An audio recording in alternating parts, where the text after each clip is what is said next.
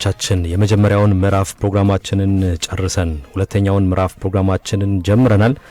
የሁለተኛው ምዕራፍ ፕሮግራማችን እንግዲህ እንደተለመደው የእንግዳ ሰዓታችን ነው። በዚህ የእንግዳ ሰዓታችን ቀደም ሲል ያስተዋወቅኩላችሁን ባለሙያ የዓለም ዘውድ አጓተ ስቱዲዮአችን ነው።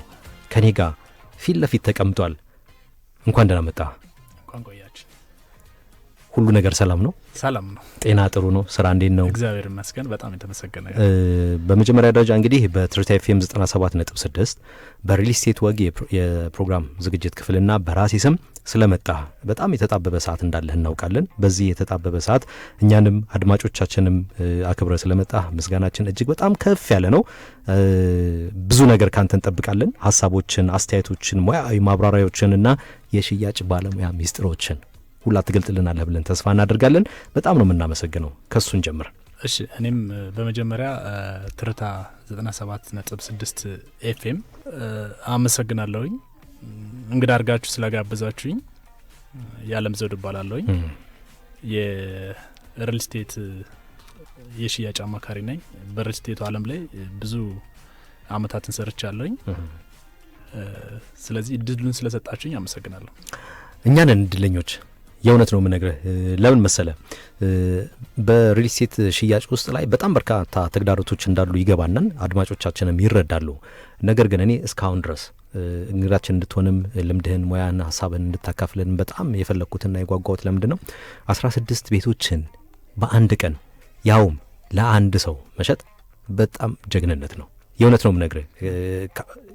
በሪል ስቴት ዘርፉ ላይ ይሄን ያህል ቤት ለአንድ ሰው የሸጠ ሰው አጋጥሞኝ አያውቅም።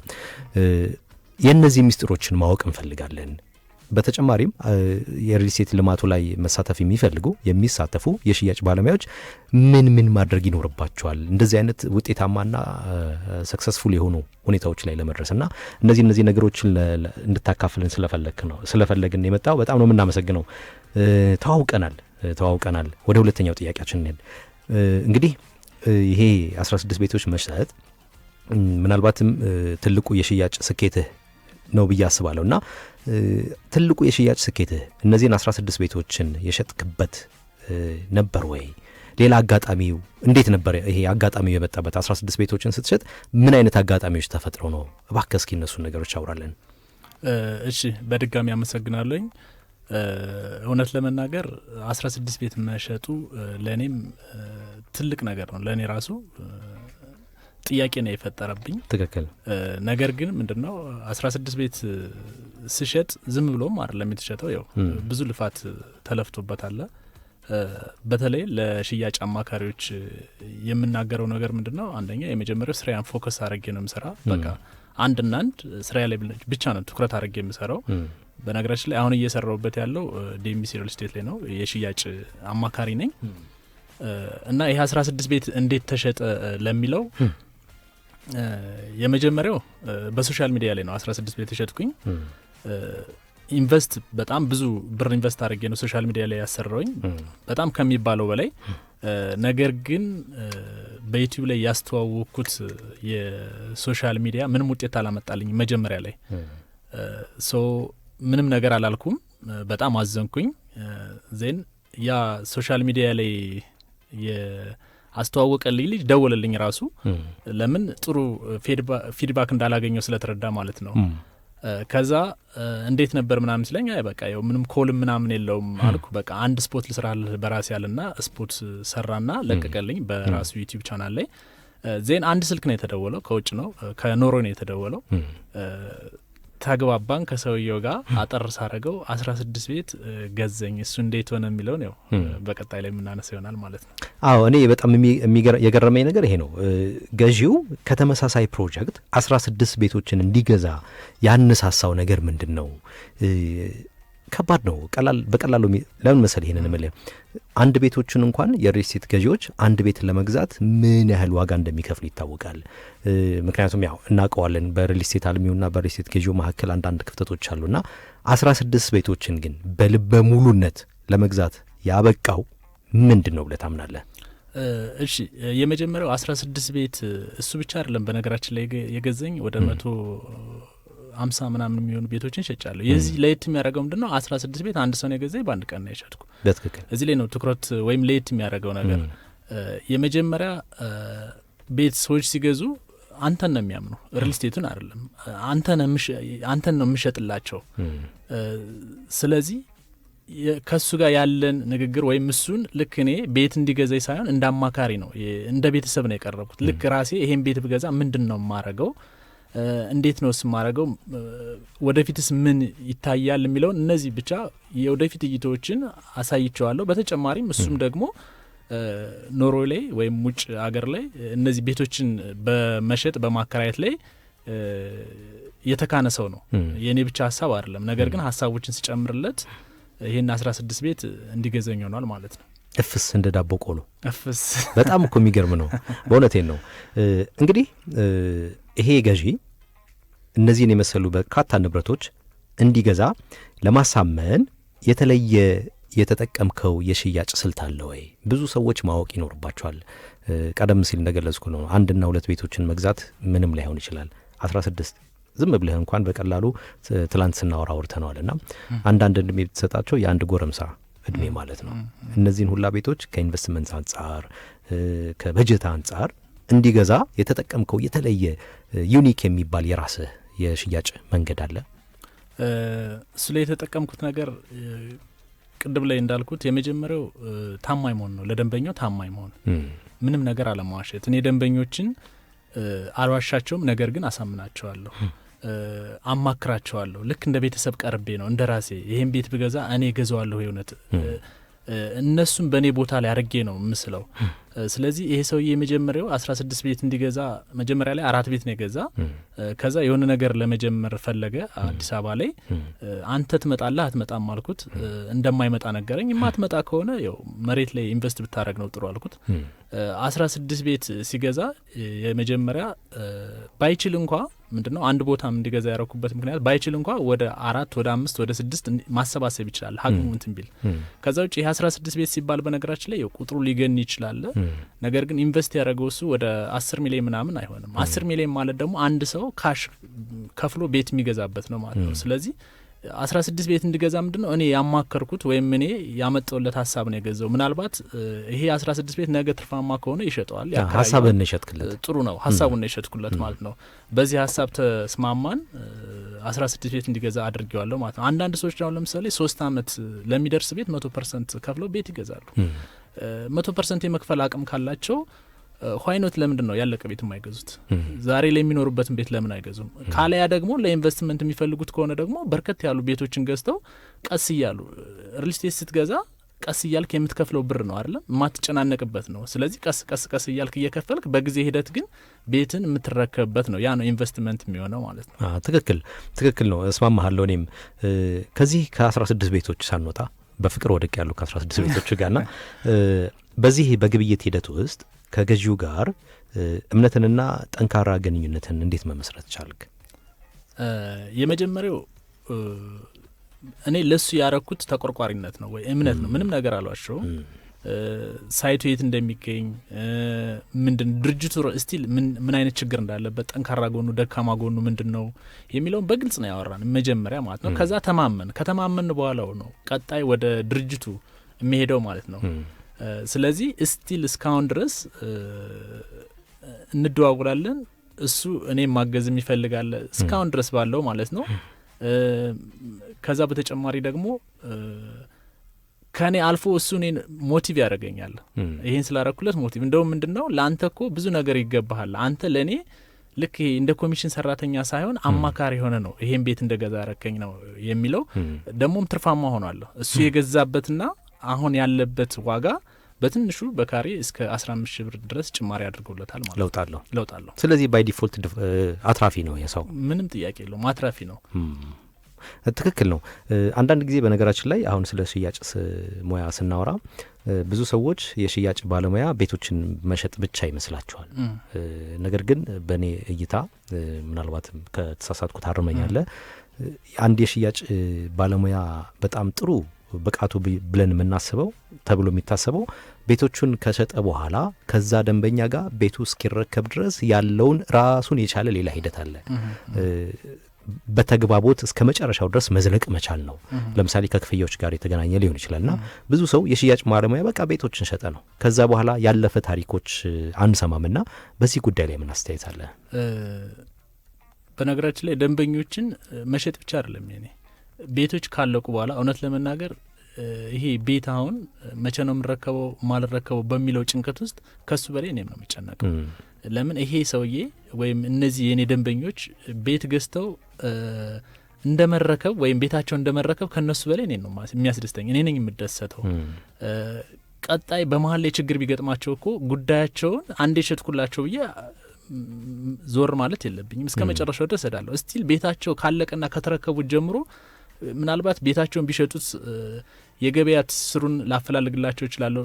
ለማከራየት ቢፈልጉ እነዚህ የፊኒሽንግ ስራዎችን ለመስራት ቢፈልጉ ሳምቲንግ እንዲህ አይነት ነገሮችን እስከ መጨረሻቸው ድረስ በማማከር አብሬያቸው ነው መሄድ። እኔ እንኳ እውቀቱ ባይኖረኝ እውቀት ያላቸው ሰዎችን ጥሩ የሚባሉትን አገናኛቸዋለሁ። እስከዚህ ድረስ ነው መቀጠል ያለብን እንጂ አንዳንዴ አንድን ደንበኛ እኮ አንድ ቤት ሁለት ቤት ልሸጥለት ትችላለህ፣ ወይም አንዴ ሁለቴ ልታጭበረብረው ወይም ደግሞ ልታታልለው ትችላለህ፣ የሆነ ነገር ሸውደ ማለት ነው። ሶስተኛ ግን ማታለል አችልም። ከዛ በተጨማሪ ደግሞ ሰዎችን ጭምር ነው የምታጣ። የኔ እምነት ምንድነው ሰዎችን ማፍራት ነው ትልቁ ነገር። ትክክል። ለምን የሰው ልጅ ባይሚንስ ነው የሚተዋወቀው አይደለም? ስለዚህ ሰዎችን ካፈራው ያን ሰውዬ ብቻ አይደለም ሳጣ። በነገራችን ላይ ከበስተጀርባ ያሉ ብዙ ሰዎች ሊኖሩ ይችላሉ። ዲያስፖሮች ሊሆኑ ይችላሉ፣ አገር ውስጥ ያሉ ባለሀብቶች ኢንቨስተሮች ሊሆኑ ይችላሉ። እነሱን ሁላ ነው የምታጣ ማለት ነው፣ አንድን ሰው አጣ ማለት ነው። ስለዚህ ለዛ ሰውዬ የተለየ እንክብካቤ ማድረግ ልክ ቤት እንደሸጥክለት መጀመሪያ ላይ ቤት አሳምና አማክረው እንደሸጥኩላ ችግሮችም ሲገጥሙት ለችግሮቹ አብረ ተጋፋጭ መሆን አለብህ ብዬ አምናለሁ። ከዚህ የተረዳሁት ነገር የሽያጭ ባለሙያ መሆን ቀላል ስራ አይደለም። ምናልባት የጫማህን ኮቴ እስክትጨርስ ድረስ ልትዞር ትችላለህ። በዚህ ጋር ተያይዞ በርካታ የሽያጭ ባለሙያዎች ተስፋ የመቁረጥ አዝማሚያዎች ይታይባቸዋል። በተለይ ደግሞ በሆኑ በተሰጣቸው ጊዜያቶች ውስጥ አንድም ቤት እንኳን ካልሸጡ ተስፋ ይቆርጣሉ። ለእነዚህ ተስፋ ለመቁረጥ ዳር ላይ ለደረሱ የሽያጭ ባለሙያዎች ምን የምትሰጠው ግዙፍ ምክር አለ? አንዳንዴ ምንድነው በተለይ ለሽያጭ ባለሙያዎች የምናገረው ከአንድ ይሄ ወርቅ ቆፋሪ ጋር ማነጻጸር እፈልጋለሁ። አንድ ወርቅ ላይ የተሰማራ ወይ ወርቅ የሚቆፍር ሰው ቆፍሮ መጨረሻ ወርቁ ጥግ ሊደርስ ሲል ያቆማል። ግን እኮ እዛ ያችን የመጨረሻዋን ተስፋ አስቆራጭ ወይም ድካሟን ቢያልፋት ታፍሶ የማያልቅ ወርቅ ሊያገኝ ይችላል ማለት ነው። ስለዚህ የሪል ስቴት የሽያጭ አማካሪዎችም በደንብ ደክመው ከደንበኞች ጋር ትስስር ፈጥረው መጨረሻ ላይ እነዛ ደንበኞች ወደ እነሱ ወደሚመጡበት ሰዓት ላይ እነሱ ከገበያው ይወጣሉ ወይም ተመረው ይወጣሉ፣ አሊያም ተስፋ በመቁረጥ ማለት ነው።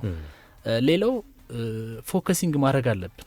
አንድ ቦታ ላይ ስንሰራ ታማኝነቱ እንዳለ ሆኖ ግልጸኝነቱ እንዳለ ሆኖ ግን ለስራችን በጣም ትኩረት አድርገን መስራት መንቀሳቀስ ያስፈልገናል። እንደዚሁም ደግሞ አንዳንዴ አይሆንም ያለው ይሆናል። ለምሳሌ 16 ቤት ስትል ለእኔ ራሱ ግራ ይገበኛል። ባንድ ስፖርት ባንድ መልእክት ነው ይሄ ሰው የመጣ። ስለዚህ ገዢ ማን እንደሆነ አናቅም፣ ማን እንደሚገዛን አናቅም። እኛ መሸጥ ነው እንጂ ያለብን የትኛው ሰው እንደሚገዛን፣ ወፍራም ሰው፣ ቀጭን ሰው፣ ጥሩ መኪና የያዘ ያልያዘ፣ በእግሩ የሚሄድ ምናምን አናቅም። የትኛው ባለሀብት እንደሆነ ቤት የሚገዛ ማን እንደሆነ መለየት አንችልም። ስለዚህ አንድና አንድ ስራችንን ትኩረት አድርገን እችን ዓለም ለመጋፈጥ ድህነትን ለመጋፈጥ አለብን። ከዛ ውጭ ደግሞ ኮዝ ያስፈልገናል። በምንሰራበት ሰዓት ላይ ምንድን ነው ልንሰራ የሚያነሳሳን ነገር ማለት ነው። ምክንያት ከሌለም በዚህ ዓለም ላይ መስራት አችልም በነገራችን ላይ። ስለዚህ እነዛ ምክንያቶች በተለይ ለስራህ ጉልበት ይሆነዋል፣ ኃይል ይሆነዋል፣ ተስፋ እንዳትቆርጥ ይሆነዋል። ምክንያት ግን ከሌለህ ምንስ ብለህ ትሰራለህ? ስለዚህ ማንም የሽያጭ አማካሪ ስራውን በስራው ላይ ካለ ወይም ደግሞ ይሄ ኮምፎርት ዞን ላይ ካልገባ እርግጠኛውን የምነግር ዛሬ ባይሸጥ ነገ ይሸጣል፣ በእርግጠኝነት የምናገረው ማለት ነው። ስለዚህ ተስፋ መቁረጥ የለባቸውም ብዬ ነው የምመክረው። መልካም። የግዢ ሂደቱን ወይም ደግሞ ይሄ የድርድር ሂደቱን ላይ እንመለስና እነዚህን 16 ቤቶች ሲገዛ የድርድር ሂደቶቹ ምን ይመስሉ ነበር? ተግዳሮቶች ነበሩበት ወይ? እነዚህን ተግዳሮቶችስ እነዚህን ችግሮችንስ እንዴት ልታልፋቸው ቻልክ? እንዴት ውጤታማ ልትሆን ቻልክ? ያው እሱ እነዚህን ቤቶች ሲገዛ የመጀመሪያው እንትኑን ነው። ይሄ ምንድነው ትርፋማና ውጤታማ መሆንበት የት ጋር ላይ ያን ማየት ይፈልጋል፣ ያን እንዳሳየ ይፈልጋል። ያን በደንብ አድርጌ አሳየሁት። ከዛ ድርጅቱ የሚያደርግለት ቅናሽ ብዙ ቤት ነው የገዛው። ስለዚህ ይሄን ቅናሽ ምን ያህል የሚያደርግልኝ የሚል ጥያቄ አነሳ። ድርጅቱ የሰጠው ቅናሽ አለ።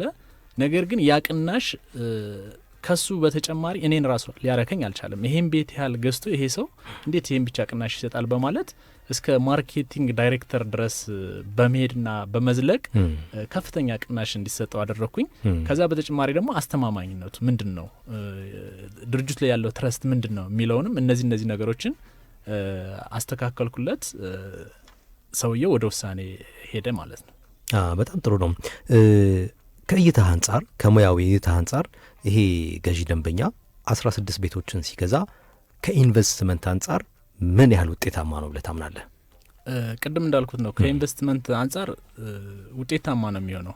ለምን ከተባለ አንድ ሰው 100% ከፍሎ አንድ ቤት ከሚገዛ በ100% በከፈለበት ብዙ ቤቶችን መግዛት ጥሩ ነው። ለምን አንደኛ ኢትዮጵያ ውስጥ እያለን ምንም ነገር በእኔና በአንተ እድሜ የቀነሰ ነገር የለም። ሁሉም ነገር እየጨመረ ነው የሚሄደው። ስለዚህ አትራፊ ነው እንጂ የሚሆን ክሳራ ውስጥ የሚገባበት ምንም አይነት ሂደት የለም ማለት ነው። ምናልባት በመሀል ላይ እንኳ ስታክ ቢያደርግበት ብዙ አማራጮች አሉት፣ የባንክ አማራጮች አሉት። ከዛ ውጭ ደግሞ ወደ 3 ወደ 4 ወደ 5 ማሰባሰብ ይችላል ማለት ነው። ለምሳሌ ባጭሩ አንድ ሰው 2 ቤት ቢገዛ ባይችል ወደ አንዱ ቤት ማጠቃለል ይችላል ማለት ነው። ግን አድቫንቴጁን መጠቀም ይችላል ማለት ነው። ለምን ኦልሬዲ በአንድ ቤት ላይ ብርን ከምትይዝ በ2 ቤት ላይ ብርን ቢያዝብ ይሻላል ብዬ ነው የማስበው። ትክክል ነው። ክቡራትና ክቡራን አድማጮቻችን የምትገኙት ከያለም ዘውድ አጓተ ጋር ነው። በሽያጭ ሙያው እንግዲህ ምናልባት በሪል ስቴት ልማት ዘርፉ ላይ ሽያጭ ዘርፉ ላይ ሪከርድ ለመሆን የበቃ በአንድ ቀን 16 ቤቶችን ተአምር ስለሆነብኝ ነው መደጋግምላችሁ ለመሸጥ የበቃ ነው። ልምዱንና ሀሳቡን ተሞክሮውን እያካፈለን ነው የሚገኘው። እንደዚህ እያለን እንግዲህ እንዘልቃለን። በነገራችን ላይ የተከበራችሁና የተወደዳችሁ አድማጮቻችን ለዓለም ዘውድ ጥያቄ ማቅረብ የምትፈልጉ ከሆነ በአጭር የጽሁፍ መልእክት ስልክ ቁጥሮቻችን 0948 039769 ላይ እንደዚሁም ደግሞ በስቱዲዮ ስልካችን ላይ ልታደርሱን ትችላላችሁ። የስቱዲዮ የቀጥታ ስልካችንን ለማስተዋወቅ 0116633582 እናንተን ይጠብቃል። መደዳድር ትሬዲንግ፣ ዳሎል ፕሮፐርቲስ እና ፋብ ትሬዲንግ የዘውትር አጋር ድርጅቶቻችን ናቸው። ጨዋታችን ይቀጥላል። የዓለም ዘውድ አንድ ሙዚቃን ጋብዝ። ቦሬና በንግግር አድማጮቻችንን ትንሽ እንዳንይዛቸው ከሙዚቃ በኋላ አብረውን ደግሞ እንዲዘልቁ እውነት ነው እያጓጓናቸው ነው የምንሄደው። በጣም በርካታ ጉዳዮች አሉን የምናወራቸውና ሙዚቃ ጋብዘናቸው ሙዚቃ አዳምጠን እንመጣለን። በሱ ፍቃድ እንግዲህ ጣዕመ ዜማውን ትለቅልናለህ። አብራችሁን ዝለቁ። ተመልሰን መተናል። ከያለም ዘውድ ጋር ነው የምንገኘው። እንግዲህ ቀደም ሲል በተደጋጋሚ ነገር ያላችኋለሁ 16 ቤቶችን በአንድ ጊዜ ለአንድ ሰው ለመሸጥ የበቃ እጅግ አነጋጋሪና ስኬታማ የሽያጭ ባለሙያ ነው። እንዴት ነው ቆይታ? አሪፍ ነበር። በነገራችን ላይ ግርማይ 16 ቤት ብቻ አይደለም እንዳታሳንስብኝ፣ ብዙ ቤቶችን ሸጫለሁ። እንደው ለአንተ ሰርፕራይዝ ያረጋ 16 ቤት በጣም ለምን መሰለህ እውቅና እንዳታሳንስብኝ ነው። አይደለም አላሳንሰውም። 150 እና ከዛ በላይ መሸጥህን አውቃለሁኝ። ግን ምንድነው መሰለህ የኔ ትልቁ ውጤት 150 ቤቶችን ለብዙ ደንበኞች መሸጥ አይደለም፣ ለአንድ ደንበኛ ብዙ ቤቶችን መሸጥ። አየህ ማርኬቲንጉ አንዳንድ ጊዜ የሚፈልገው ከተለመደው አካሄድ ዞር ያለ ነው የሚባሉ ነገሮች አሉ። አንድ ሰው ውጤታማ ለመሆን ብዙ ሰዎች በሚሄዱበት መንገድ አትሄድ፣ የራስህ የተለየ መንገድ ሂድ የሚባል ነገር አለና ይሄ 16 ቤቶችን መሸጥ ያንተ የተለየ መንገድ ነው፣ ያንተ መንገድ ብቻ ነው። በዚህ መንገድ ላይ ሌሎች ሰዎች ሲጓዙ አላየሁም። ስለዚህ ለኔ በጣም የሚያነቃቃኝ ለኔ ብቻ አይደለም ለአድማጮችም ለሽያጭ ባለሙያዎችም በጣም የሚያነቃቃው 150 ቤቶችን ከመሸጥ ይልቅ 16 ቤቶችን በአንድ ቀን ለአንድ ሰው። ይሄ እኮ መታደል ነው በነገራችን ላይ። እውነት ነው በነገራችን ላይ እንዳልከው ሆኖ ነገር ግን ምንድነው ለኔ ደግሞ የማይበት አንግል ይሄ 150 ምናምን ቤቶች ሲሸጥ የተለያዩ ሰዎች ነው። ቢያንስ ወደ 120 ምናምን ሰዎችን አውቃለሁ። እሱ ለኔ አንድ ትርፍ ነው። እነዛን ሰዎች ራሱ ኮሙኒኬት ማድረግ ከነዛ ሰዎች ጋር የተለያየ ጸባይ ያለው ሰው ነው የሚመጣ፣ የተለያየ እንትን ያለው ነው የሚመጣ። እነዛን ራሱ አንደርስታንድ አድርጎ እነሱ ጋር መግባባትና ማሳመን ወይም ማማከሩ ራሱ ለኔ ደግሞ እንደ ትልቅ ግብአት አድርጌ ነው የምወስደው በነገራችን ላይ ማለት ነው። ይሄ አንድ ሰው ለምሳሌ ካሳመንከው ነው፣ ይሄን ያህል ብዙም አይደለም። ነገር ግን እነዚህን ግን የተለያዩ ሰዎች መሆናቸው ደግሞ ለእኔም ትልቅ ሰርፕራይዝ ያደርገኛል። በነገራችን ላይ በጣም እኔ በጣም ነው ማከብር። በነገራችን ላይ ለእኔ ይሄ በጣም የተለየ እድል ነው። የእውነት ነው የምነግርህ። እስካሁን ድረስ ምናልባት ወደፊት የሚመጡ እድሎችን አላውቅም። እስካሁን ግን ለእኔ በጣም ውጤታማው ሰው ጋር ነው እያወራው ያለሁትና ክብሩ ይሰማኛል። ምናልባት ከ150 ደንበኞች ጋር የተያዙ ጥያቄዎች ይኖርኛል፣ እመለስባቸዋለሁ። ግን የዚህን የ16 ታሪኮችን እንጨርስና ወደዛ እንሄዳለን። የዚህ የጅምላ ግዢ በሪል ስቴት ልማቱ ላይ ወይም ደግሞ በሪል ስቴት ገበያው ላይ ያለው ፍላጎትና የኢንቨስትመንት አዝማሚያ እንደ አንድ የሽያጭ ባለሙያ ምን ይነግረናል? ምን ይጠቁመናል? በሪል ስቴት ዘርፉ ላይ በነገራችን ላይ ይሄ ቤት ወይም ሪል ስቴት አሴት ነው። ማንም ሰው እንዲገዛ ወይም ኢንቨስት እንዲያደርግ የሚመከር ነው። ያው አንዳንድ ነገሮች በሪል ስቴት አልሚው ላይም እንደዚሁም በሀገሪቱ ላይም አንዳንድ ችግሮች ቢኖሩም ነገር ግን ማንም ሰው ቦታ ላይ ብሩን ቢያሳርፍ አሴት ነው። ነገ ከነገ ወዲያ ይከስራል፣ የሆነ ነገር እንትን ይላል የምትለው ነገር አይደለም። ለልጅ ልጅ የሚተላለፍ ነው። እስከ መጨረሻው ድረስ የሚሄድ ነው። ከዛ በተጨማሪ ደግሞ ምንድነው አገርን እንደ መገንባት ነው። አገርንም እንደ ማሳደግ ነው። ሪል ስቴት ላይ ኢንቨስት ስታደርግ ማለት ነው። ከተማይትንም እንደ ማሳደግ ነው። ሶ ሪል ስቴት ዘርፉ ላይ ማንም ሰው ኢንቨስት ማድረግ አለበት ብዬ አስባለሁ። በነገራችን ላይ ይሄ 16 የገዛው ሰውዬ የሚገርም ራዩን ሲነግረኝ በጣም አሜዚንግ የሚገርም ነው። ወደፊት ያለው ራዩ የሚገርም አዲስ አበባ ላይ ይሄ የማንም በጣም ትልቅ ሆቴል ከፍቶ ማለት ነው በጣም መብላት የማይችሉ ሰዎች በነጻ በልተው መሄድ የሚችሉበት አይነት ነገር፣ መክፈል የሚችል ይከፍላል፣ መክፈል የማይችሉ ግን በነጻ በልተው እንዲሄዱ እንዲህ አይነት ራዕይ ያለው ሰውዬ ነው። እና በዚህ አጋጣሚ 16 ቤት ስለገዘኝም ምናልባት ይሄን ፕሮግራም የትርታ 97.6 ኤፍኤምን የሚከታተል ከሆነ በጣም አመሰግናለሁ፣ በጣም አከብራለሁ የሚለውን መልእክትም አስተላልፍለታለሁ። እኔ ደግሞ ሪከርዲንጉን በመስጠት አንተ እንደውም እንድትልክለት በማድረግ ማድረግ እችላለሁ እና ይሄ መልእክት ይደርሷል፣ በእርግጠኝነት ይደርሳል። ይህን መልእክት ስትሰማ እንግዲህ ውጤትህን ነው እየሰማህ ያለው። እሱ ባይኖር ኖሮ ዛሬ እናንተ አንገናኝም ነበርና የእሱም ሚና የላቀ ነው። በጣም ነው የምናመሰግነው እኛም በዚህ ፕሮግራም ክፍል ስም። እዛው ከዚህ ጋር ተያይዞ ቅድም እንዳልከው አሁን ሪል ስቴት ዘርፉ ምንድን ነው ያለው ጠቀሜታ ኢንቨስት ማድረግ የሚለው አሁን ላይ የቤት ኪራይ ምን ያህል እንደሆነ ታውቃለህ? አንድ አፓርታማ ትንሽ የምትለው 60 ሺህ 70 ሺህ ነው እስከ 100 ሺህ ድረስ። ያውም ሎኬሽን ይወስናል እንጂ በጣም ሌክዠሪ የምትለው ለዛው ሞረፋ ይዘ ነው። ስለዚህ ኢንቨስትመንቱ በጣም አዋጭ መሆኑን ታውቃለህ። ነገ ላይ ቤቱን ሪሴልስ መልሼ ልስጠው ብትል ራሱ በጣም አዋጭ ነው። ለአከራይ ብትል ኑሩበት ብትል ሳምቲንግ እንዲህ ነገሮች በጣም ሌት ያደርገዋል። ከዛ ውጭ ደግሞ አሁን ላይ በተለይ የውጭ ዜጎች ሀገራችን ላይ ኢንቨስት እንዲያደርጉ ተያይዞ ከዚህ ጋር ደግሞ ተያይዞ በተለይ ገቢው በጣም ይጦፋል፣ አሊያም ደግሞ ለሀገሪቱን በጣም ምቹ ነገር ይፈጥራል ብዬ አስባለሁ። በጣም በትክክል። ከዚህ ግዙፍ ስምምነት ላይ እንነሳና ሌሎች የሽያጭ ባለሙያዎች ምን ሚስጥራትን ማወቅ አለባቸው? ምን ትምህርት ማግኘት አለባቸው? የሽያጭ ባለሙያዎች የመጀመሪያው ታማኝ መሆን አለባቸው። አንድ ቤት ሁለት ቤት ብቻ ለመሸጥ አለመጓጓት፣ ከዛ በላይም እንደሚሸጡ ማመን ይገባቸዋል ማለት ነው። ሌላው ፎከሲንግ ስራቸው ላይ ማድረግ አለባቸው። አትኩረት እያንዳንዱን እንቅስቃሴ ማለት ነው። በነገራችን ላይ በየትኛውም ስራ ተሰማራ እንደ ሪል ስቴት የሽያጭ አማካሪ ብር የሚያገኝ የለም። ያገኝ ምንድነው? ከሰራ ነው። ካልሰራ ምንም እንትን የለውም። ስለዚህ ስራቸውን ትኩረት አድርገው ለደንበኞቻቸው ተገቢውን መረጃ እነሱ ደንበኞች በሚፈልጉት፣ አንዳንዴ የእኛን ስሜት ብቻ አለመጫን። ብዙ ጊዜ ምንድነው ለምሳሌ ሰውየው ባለ አንድ መኝታ መግዛት እየፈለገ አንተ ባለ ሁለት መኝታ፣ ለምን አንተ የምትሰራበት ሪል ስቴት ላይ ባለ አንድ መኝታ ስለሌለ ባለ ሁለት መኝታ ስለሌለ ብቻ ወደ ባለ አንድ መኝታ ልትገፋው አችልም። ወይም ደግሞ ባለ አንድ መኝታ ስለሌለ አንተ ላይ ባለ ሁለት ብቻ ስላለ ወደ ባለ ሁለት መኝታ ለመግፋት አለመሞከር። ለምን የሰውየውን ስሜት መረዳት አለበት። እንደዛ ሲሆን ስራውን በጣም በተገቢውና ጥሩ በሆነ መልኩ መሸጥ ይችላሉ። በጣም ጥሩ ጨርሳ ሰበ ችግር የለም። በጣም ጥሩ። ወደ ሌሎች ደንበኞች ወደ 150 ደንበኞች ታሪክ እንሄድ። እነዚህ 150 ቤቶች ስትሸጥ እንግዲህ በአማካይ እንደው አንዳንድ ሸጠሃል ቢባል 2-3 የሸጥካቸው እንዳሉ እናውቃለን። ነገር ግን እንደው በአማካይ ለአድማጮቻችን እንዲመች አንዳንድ ሸጠሃል ቢባል 150 ደንበኞችን አግኝተሃል። እነዚህ ደንበኞች ውሏቸውን ያቋርጣሉ ወይስ እስካሁን ድረስ አብረው እየዘለቁ ነው? እንዴት ነው ከነሱ ጋር ያለ ግንኙነት? ከነሱ ጋር ያለኝ ግንኙነት እያንዳንዳቸው ደንበኞች መጀመሪያ ላይ ቤቱን ሲሸጥላቸው ግልጽ ሆኜ ነው የምሸጥላቸው እያንዳንዱ ነገር። ስቲል ራሱ አልሚው በ2 አመት የሚያደርሰው ከሆነ እኔ 6 ወር ጨምሩበት 1 አመት ጨምሩበት እያልኩ የነሱ እኔ የራሴን ሀሳብ ጭምር በመጨመር ለምን ሪል ስቴት ላይ ያለው ችግር ምንድነው የሚለውን በተወሰነ ደረጃም ስለማቅ ማለት ነው። ይደንቃል። ሶ ግልጽ በሆነ መልኩ ነው ለነሱ ማማክራቸው። ስቲል ውሉን በደንብ አድርገው እንዲያነቡ እያንዳንዱን ነገር ነው እንትን ምላቸው። ሶ የሆነ ከሌላ የሆነ ኢንፎርሜሽን ቢሰሙ እንኳ መጀመሪያ ላይ እውነቱን እኔ ስለነገርኳቸው ምንም አይደናገጡም፣ ምንም አይመስላቸውም። በዚህ ምክንያት ምናልባት እውነት ለመናገር 3 ወይ 4 ደንበኞች አቋርጠዋል። እነሱ የሚያቋርጡበት ምክንያት በግል ችግራቸው ነው እንጂ ምንም ከእንትን ጋር ተያይዞ አይደለም። አንዳንዴ መክፈል አቅቷቸው መጀመሪያ ላይ መስሏቸው ነበረ፣ ከዛ ሳይሆን የሆነ ነገር ሀፕን አድርጓቸው በእነዚህ ምክንያት አቋርጠዋል። ከዚህዎች ግን ሁሎችም እንዳሉ ሙሉ በሙሉ ከኔ ጋር ነው አብረው እየቀጠሉ አልፎም ተርፎም ሌላ ደንበኞችን ያመጡልኛል በእነሱ አማካኝነት ማለት ነው። በነገራችን ላይ አንድ የእምነትን ደንበኛ ላይ ካሳደርክ ያ ሁለተኛ የሚመጣው ደንበኛ ብዙም አያደክምም። በቃ ለምን ያንኛው ደንበኛ ሁሉን ነገር ጨርሶ ነው ወደ አንተ የሚያመጣል። ትረስት አንተ ላይ ያድራል።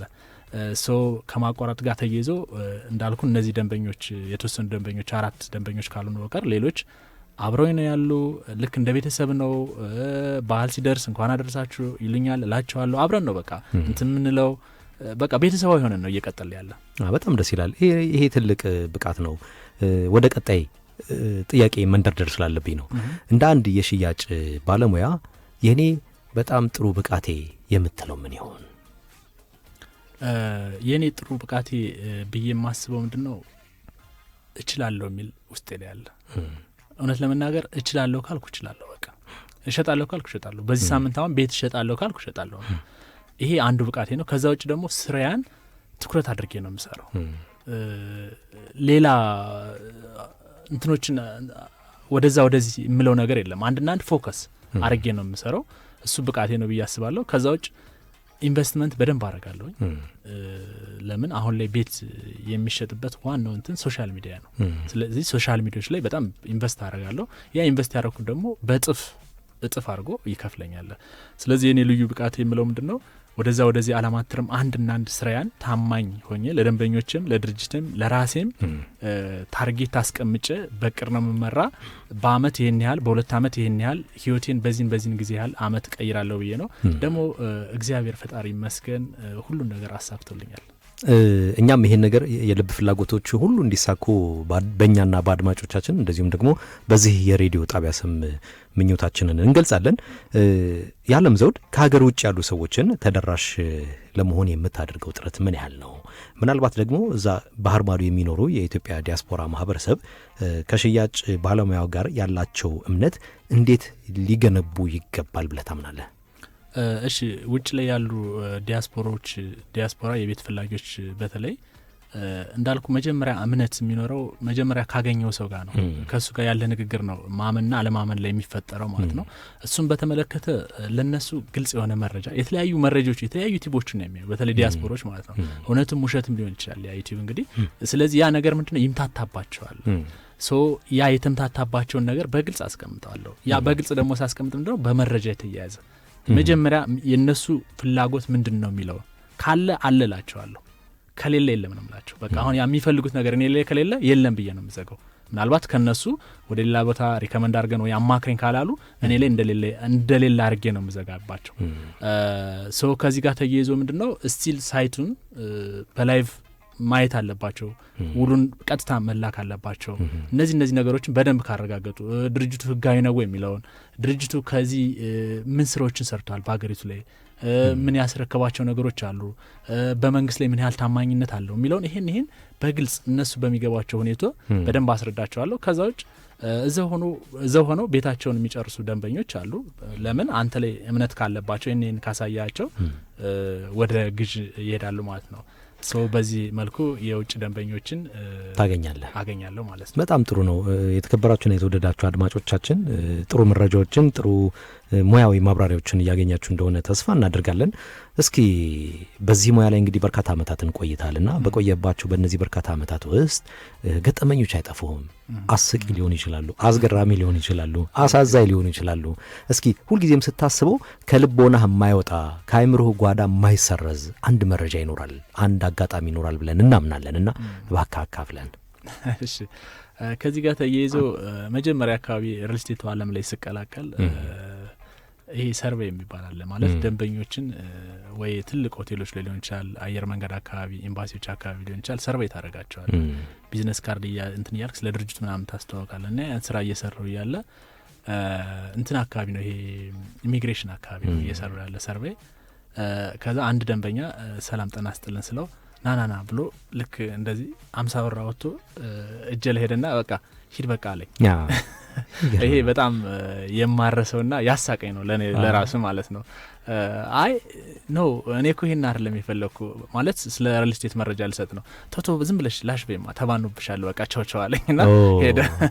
ያቺ 50 ብር ግን 50 ሺህ እጥፍ ሆናባለች። በቃ እኔ እንግዲህ ያቺ 50 ሺህ እንግዲህ ለበረከት ወይ የሰጠኝም ሊሆን ይችላል ብዬ አስባለሁ አሁን ላይ። ይሄ አንድ ከገረመኝና ራሴን ካሳቀኝ አንዱ ነው። እኔ ከዚህ ውስጥ የተማርኩትን ነገር ልንገርህ። ብዙዎቻችን አይደለም ሰዎች እንደዚህ አድርገውብን ዝም ብለን እንኳን ቀላል ምሳሌ ንገርህ። ታክሲ ውስጥ አንዳንድ ጊዜ ግጭቶች ይፈጠራሉ ከረዳቶች ጋርና ከሌለህ የለኝም አትልም ይሉሃል። አንተ ምን ስለሆንክ ነው በነጻ የምትወስደኝ ብለን በቃ ይተናነቀናል። ኢጓችን ውስጣችን አለ፣ እልህ ውስጣችን አለ እና ያችን 50 ብር መቀበልህ ብቻ ሳይሆን ያችን ለመቀበል ያለፍክባት መንገድ ለእኔ ማቹሪቲ ነው። በነገራችን ላይ በጣም ፈኒ ነው ያደረገኝ። እኔ እውነት ለመናገር በቃ በጣም እንትን ነው ያልኩኝ ውስጤ። ይሄ የሆነ ለምን 50 ብር እንደ አንዳንድ አሁን በኔጌቲቭ ሳይድ ካየው ጥሩ አይደለም፣ ግን በፖዚቲቭ ነው ያየሁት። በፖዚቲቭ ስመለከተው በጣም ነው ያሳቀኝ፣ በጣም ነው እንትን ያልኩኝ። በቃ ውስጤ ገረመኝ። በቃ ማን ስለሆነ ነው እሱ ምናምን አላልክም? ነው እንዴ እንደውም ብሯን ነው በቃ ተቀብዬ አይ እሱ እኮ አይደለም ሌላ የሆነ ነገር ስለ አይ በቃ ተባኖብሻል ዝም ብለሽ በቃ ላሽ ነው ማለት ይገርማል። በጣም ነው የሚደንቀው። አይ ጥሩ ከዚህ ጋር ተያይዞ ሌላው ደግሞ በጣም እንትን የሚለኝ አንድ ደንበኛ ነው ቢሮአችን ላይ መጥቶ ያው እያንዳንዱ ነገር እንትን አልኩት። ሁሉን ነገር ሳሳየው በጣም ወደደው፣ በጣም ተደሰተ። ከዛ ወደ መክፈል ደረጃ ላይ ደረስ። ችግር የለውም ምናምን ብሎ ባንክ ላይ ከዛ ባንክ ላይ ተቀምጬ ከባንክ ውስጥ ጠፋኝ ሰውዬው። ደንበኛው ጠፋብህ? ትቶክ ሄደ? ጠፋብህ በቃ አጣሁት። ደንበኛው ቤት እንደደን ያላቀም። ከዛ ስደውለት ምናምን ስልክ አያነሳ እና እዚህ ጋር አንደርስታንድ ያረኩት ነገር ምንድነው፣ በተለይ እኛ አበሾች እንግዲህ አስተዳደጋችን ሊሆን ይችላል something I don't know ሸም አለብን። በተለይ ለደንበኞችምና በሸም ቤት መግዛት ያለብን መጠየቅ ያለብን ጠይቀን። አሁን እሱ ኢንተረስቱ አለው ፍላጎቱ አለው፣ ግን ይሄ ፍላጎቱና ገቢ ወይም ብሩ አልተመጣጠነም ማለት ነው። እና እዚህ ጋር የተረዳሁትና ውስጥ በነገራችን ላይ አዝኛለሁም፣ ውስጤም ደግሞ በጣም እንትን ብሏል። ከፍቷል። ግልጽ እንዲህ ቢነግረኝ ኖሮ እኮ ለምን ይሄን ያህል አላጨናነቀውም ነበረ። ግን እሱ ምንድነው አንደኛ እኔንም ላለማስከፋት ፈልጓል። ግን እኮ መጨረሻ ላይ አስከፋ ይባሳ አይ ነው እንትን ሸም ስላለበት ነው እኮ ማለት አልከፍልም ቢልማ ደግሞ እኔ እንትን ማስቀየም አይነት ነገር መስሎ የታየ ይመስለኛል። ከዚህ ጋር ተያይዞ እዛው ላይ ፕሬዘንት አርጌላ ሲጨርስ እንደዚህ አንድ ልጅ ደግሞ ከዛ አንደኛዋ ልጅ በቃ አይ አልገዛም ምናምን ብላ ተነስታ ሄደች። እያስረዳዋቸው ነው እኮ። ከዛ አልገዛም ብላ ስትሄድ አንደኛዋ በጣም ሸም ያዛትና ፕሬዘንት ሳረግ ምናምን በጣም የደከምኩ መስሎ ታያት መሰለኝ። ናና ምናምን አለችና 200 ብር ይዛ እንደዚህ እዛው ኦፊስ ላይ ነው እንዴ። በቃ በጣም ደነገጥኩኝ። አይ ኖ ለምን ይሄ እኮ የኔ ስራ ነው ምናምን አልኳት። አይ አይደለም በቃ ግድ የለም እቺ ነው ያዛት አነሰ ብለ ነው ምናምን አለች። አረ በፍጹም እኔ እንደዛ ሳይሆን ይሄ የኔ ስራ ነው። በቃ ምንም እንድትገዙ እኮ አይደለም የግድ ፕሬዘንት ስላረኩለቶች አንድ ደንበኛ መግዛት አይደለም፣ መረጃ ስለሰጠሁት ይገዛል ማለት አይደለም። የሰው ልጅ ዝም ብሎ መረጃም ለማግኘት የሚጠይቃል። መረጃ አልሰጥም ማለት አችልም አይደለም። ሶ ያን ታሪክ አረሰው። በጣም ነው ያሳዘነችኝ እሷ። ለምን ለእኔ ሞራሊቲ የተጨነቀችው ጭንቀት። እንደውም በዚህ አጋጣሚ ስሟን ማንሳት ባልፈልግም ለምን አንዳንዴ ስም ማንሳት ጥሩ ስላ በዚህ አጋጣሚ ይሄን ፕሮግራም የምትከታተል ከሆነ እውነት ይሄን ደስታሽን ልክ ያ የተጨነቅሽልኝ ጭንቀት አሁን ላይ ግን በጣም ትልቅ ደረጃ ደርሻለሁ ለማለት ፈልጋለሁ እና እነዚህ ነገሮች ከሞላ ጎደል እነዚህ ገጠመኞች ናቸው። ስምን መላክ ያወጣል ይባላል። ስለዚህ ሳይታወቅ የዓለም ዘውድ እየሆንክ ነው። ምክንያቱም በዙሪያ ያሉ ሰዎች ምናልባት ቅንነትን እየተመለከቱ የሚችሉትን ነው። በነገራችን ላይ ሰው የሚችለውን ነው የሚያደርገው። የሚችለውን ነገር ሲያደርጉልህ ሽልማት ነው። ስለገዙ ብቻ አይደለም። ምናልባት እኮ አሁን አመስግናታለች ሰው ከገዙ ሰዎች ይልቅ ልብ ውስጥ ተጽፋለች። አይገርምም? ስለዚህ እንደዚህ አይነት ነገሮች በጣም መሰረታዊ ናቸው።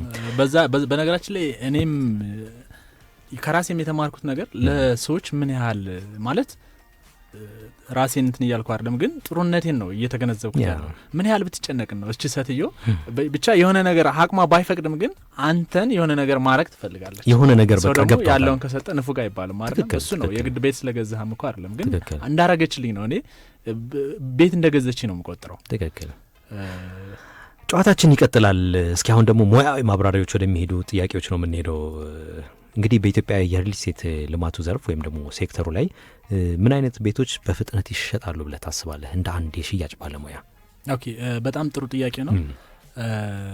ብዙ ቤቶች የሚሸጡት በተለይ ባለ አንድ መኝታ ስቱዲዮና ባለ ሁለት መኝቶች ናቸው በብዛት የሚሸጡት።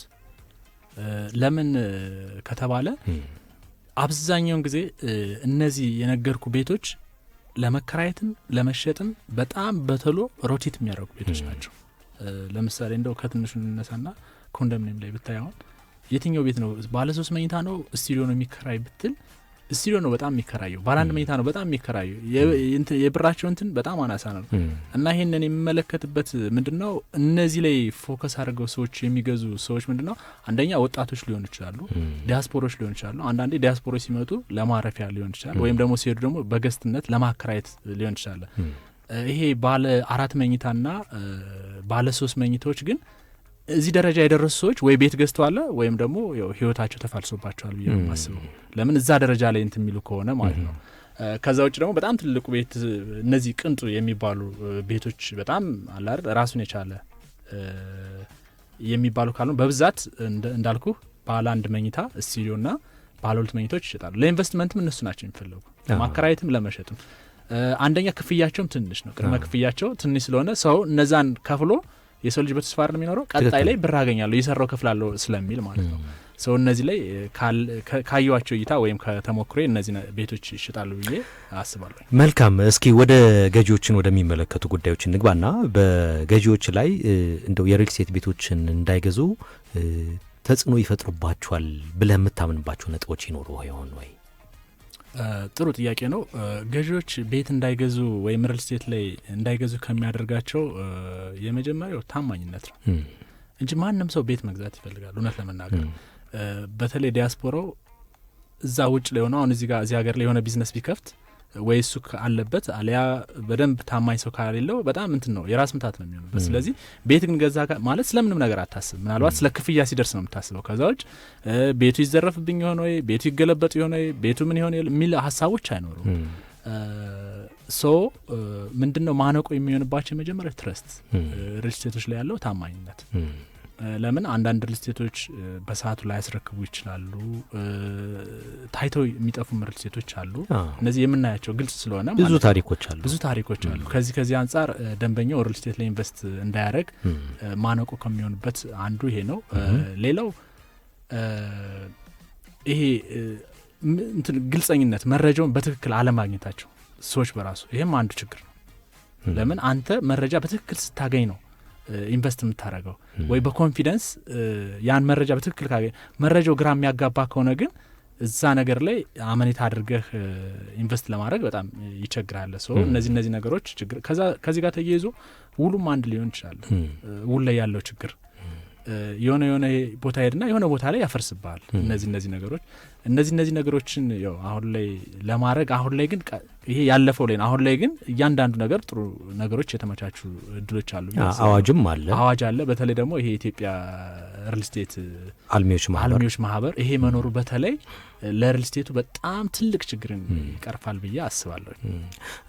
በነገራችን ላይ ስለ አዋጁ ስናነሳ አዋጁ 1 ዓመት አልፎታል ከጸደቀ። አሁን ደግሞ በቅርቡ ምናልባት በ1 እና በ2 ወራቶች ውስጥ የአፈጻጸም ደንቡ ይወጣልና ሁሉም ነገር በከፍተኛ ቁጥጥር ውስጥ ነው የሚከናወነው እና አንደኛ ነገር የእምነት ይሄ የትረስት ኢሹ የሚባሉ ነገሮች በጣም ነው የሚቀንሱት። ጥናቶች ተደርጓል። ምናልባት በጥናቱ ውስጥ ከተሳተፉ ሰዎች መካከል ከ66 ከመቶ በላይ የሚሆኑ ሰዎች በሪል ስቴት አልሚዎች ላይ እምነት የላቸው። እነዚህን ጉዳዮችን ለመቅረፍ የኢትዮጵያ ሪል ስቴት አልሚዎች ማህበር በጣም ብዙ እርምጃዎችን ሄዷል። እማቃቸው ጉዳዮችም ስላሉ ነው። በዛ ላይ ምንድነው የግልግል ዳኝነት የሚባል ከአዲስ አበባ ንግድ ማህበራት ዘርፍ ጋር ባለፈው ወር ተፈራርበዋል። እነዚህና መሰል ጉዳዮችን እያጣራ ይሄድና እመነኝ ከአመትና ከ2 ዓመታት በኋላ እነዚህ ጉዳዮች እየተቀረፉ ይሄዳሉ። ለአድማጮቻችን በዛውም እግረ መንገዳችን መረጃ ለመስጠት ያህል ነው። ከዚህ ጋር ተያይዞ በነገራችን ላይ እንደው ማለፍ የሌለብኝ ነገር ይሄ መረጃን በትክክል የሚያደርሱ ተቋማት ራሱ አለመኖራቸው ለገዢዎች ማለት ነው። ያ ማለት ኒውትራል የሆኑ ወይ ገለልተኛ የሆኑ ማለት ነው። ለምሳሌ ላብነት ያልባነሳ እናንተ አሁን እንዲህ አይነት ነገሮች እኔ በጣም ሰርፕራይዝ ነው። ስለ ሪል ስቴትና ሪል ስቴት ተኮርን ብቻ ነው የምታነሱ። ስለማንም አደግፉም ስለማንም እንትን አትሉ። ስለዚህ ትክክለኛው መረጃ ከዚህ ሚዲያ ማግኘት ወይም ከዚህ ሬዲዮ ጣቢያ ደንበኞች ያገኛሉ ማለት ነው። ለምሳሌ እኔ እንትን ልበልብል ፐርሰናሊ ወደ ራሴ የማዳላት እንትኔ ሀይ ሊሆን ይችላል ወይም ያልሆነ ሚስ አንደርስታንድ ላደርጋቸው ይችላል። ለምን ወደ እኔ ድርጅት ለማሳመን አይደል ሞክረው። ይሄ ግን እያንዳንዱ ሁሉን ነገር ነው የምትዳስስ። አብዛኛውን ጊዜ አገሪቱ ላይ እንዲህ አይነት ሚዲያዎችም በጣም ቢበራከቱና ቢቋቋሙ ጥሩ ነው ብዬ አስባለሁ። ልክ ነህ። በነገራችን ላይ የጋዜጠኝነት የመጀመሪያ መርሆ እንደዚህ ይሄ ነው፣ ማዕከላዊ መሆን ነው፣ ባላንስ መሆን ነው። በሁለት ወገኖች መካከል ላይ ያሉትን ጉዳዮች ይዘህ አብረህ መረጃውን ማስኬድ ነው። አንድን መደገፍ ፍርድ ቤት አይደለንም እኛ ወይም ደግሞ ሌላ ምንድነው ምናምን ጉዳዮችን የምናስኬድ ሰዎች አይደለንም እና መረጃዎቻችን መሀል ላይ ናቸው። ለሪል ስቴት አልሚውም ሪል ስቴት ገዢውም የሚያስፈልጉ መረጃዎችን እናቀርባለን። ጥቆማዎች ሊኖሩ ይችላሉ፣ ችግሮች ሊኖሩ ይችላሉ። ኢቭን እነዛን ችግሮች መፍትሄ የሚሰጡባቸውን ሁኔታዎች ነው የምንወስነው። እናመሰግናለን ይህንን ጉዳይ ወደኛ ስላመጣው። ምናልባት 1-2 የመጨረሻ ጥያቄዎች ይኖሩናል። ብዙ ብናወጋ ካንተ ጋር በጣም ደስ ይለኝ ነበር። በኢትዮጵያ የሪል ስቴት ቤቶችን ለመሸጥ በርካታ የሽያጭ ባለሙያዎች የሚጠቀሟቸው የማስታወቂያ ዘዴዎች አሉ፣ የማስታወቂያ መርሃ ግብሮች አሉና የትኞቹ ሙር የተሻለ ውጤታማ ናቸው ብለህ ታምናለህ? አሁን ምንድነው ብዙ የማስታወቂያ መንገዶች አሉ። ወይም ደንበኞችን ከምናገኝባቸው የተወሰኑትን ባነሳ የመጀመሪያው ቅድም እንዳልኩ የሰርቬይ ወይ ደንበኞችን መንገድ ላይ በማናገር የምናገኛቸው ይኖራሉ ደንበኞች። ሌላው ደግሞ ሶሻል ሚዲያ ሊሆን ይችላል ወይም እነዚህ ማህበራዊ ሚዲያዎች ሊሆን ይችላሉ። ከዛ በተጨማሪ ደግሞ ሪፈር ምንላቸው፣ ያ ማለት አሁን አንድ ደንበኛ ከኔ ሲገዛ በእሱ አማካኝነት የሚመጡ ሰዎችን አገኛለሁ። ከዛ በተጨማሪ ዳታ፣ ለምሳሌ ስልካቸው የሆነ ቦታ ልተሰባስበው ያሉ ሰዎች ካለ የነዛን ስልክ ኦርጋናይዝ በማድረግ በመደወል የቤት ፍላጎት አላችሁ የለም በሚለው ማረጋገጥ ማለት ነው። ሶ ከነዚህ ውስጥ በጣም ጥሩ ውጤት የሚያሳየው የትኛው ነው የሚለውን በምንመለከትበት ጊዜ ምንም ጥያቄ የለውም ይሄ ማህበራዊ ድረገጽ ወይም የሶሻል ሚዲያው ነው። ለምን እዚህ ጋር ቁጭ ብለን እያወራን ብዙ ሰዎች ነው የሚታደሙን፣ የሚሰሙን፣ የሚያዳምጡን አይደል? ስለዚህ ሰዎችን በቀላሉ ማግኘት እንችላለን ማለት ነው። ነገር ግን አንድ መንገድ ላይ ወጥቼ ሰርቬይ ለማድረግ ወይም ዳታ ብደውል ምናልባት 1000 ዳታ ደውዬ አንድ ሰው የሚገዛ ላላገኝ ይችላለሁ። አንደኛ ይሄ በሶሻል ሚዲያ ላይ በምናስተዋውቀው ሰዓት ሰዎች ፍላጎታቸው ማን ቤት ገዥ እንደሆነ በቃ እነሱ ናቸው ወደኛ የሚመጡ፣ እኛ አይደለም ወደ እነሱ የምንሄደው።